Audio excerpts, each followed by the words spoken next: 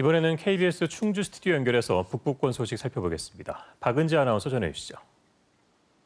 네, 충주입니다.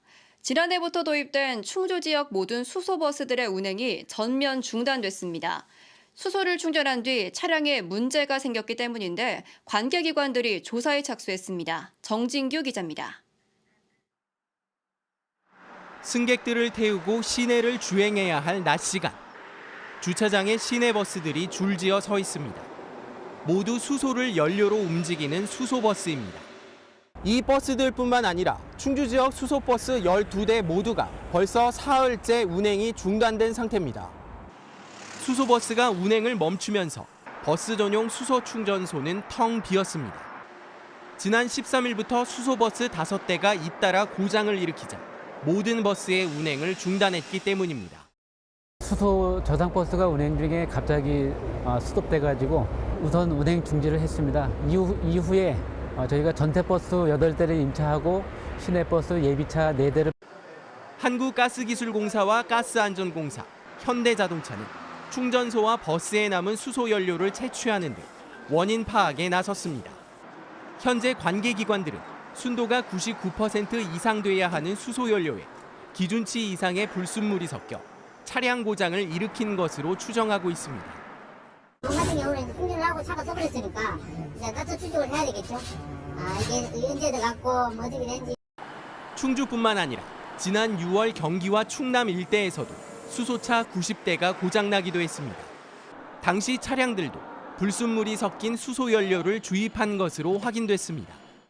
한국가스기술공사는 현재 충주 지역의 경우 일시적으로 충남 서산에서 생산된 수소 연료가 공급되고 있어 생산과 유통 전 과정을 확인하고 있다고 밝혔습니다. 충주시는 관계기관들의 시료 분석 결과가 나오는 다음 주쯤 현재 운영을 중단한 수소 충전소 2곳의 운영 재개 여부를 결정할 계획입니다. KBS 뉴스 정진규입니다. 충주시가 2015년부터 추진했던 예술의 전당 건립 사업을 중단하기로 했습니다.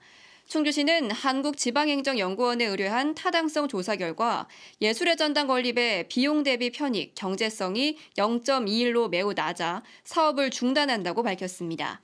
대신 1985년 지어진 문화회관 건물을 현대적인 공연장으로 개보수하는 방안을 검토하고 있습니다. 제천시가 대학생 다자녀 가구에 대한 등록금 지원 확대를 추진합니다. 제천시는 기존에 지역에서 3년 이상 거주하고 셋 이상 자녀를 둔 가구에 학기당 최대 100만 원을 지원해왔지만 앞으로는 자녀가 2명 이상이면 등록금을 지원할 수 있도록 관련 조례 개정안을 시의회에 제출했습니다. 개정안은 22일부터 열리는 제천시의회 정례회에서 심사를 거쳐 구체적인 내용이 확정될 예정입니다. 음성군 삼성면의 생활체육공원 시설 개선 사업이 마무리됐습니다. 음성군은 지난해 6월부터 모두 52억 원을 들여 삼성 생활체육공원의 그라운드 골프장과 주차장을 정비했고 풋살장, 족구장 등을 새로 조성했는데요. 음성군은 연말까지 반다비 국민체육센터와 음성 생활체육공원 조성 사업도 마무리하는 등 체육 인프라를 확충할 계획입니다.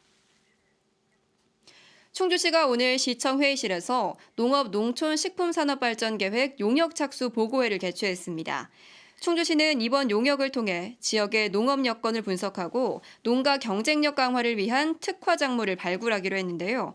또 지역의 특성을 고려한 농업 분야 발전 전략과 세부 실행 계획을 수립할 예정입니다. 지금까지 충주에서 전해드렸습니다.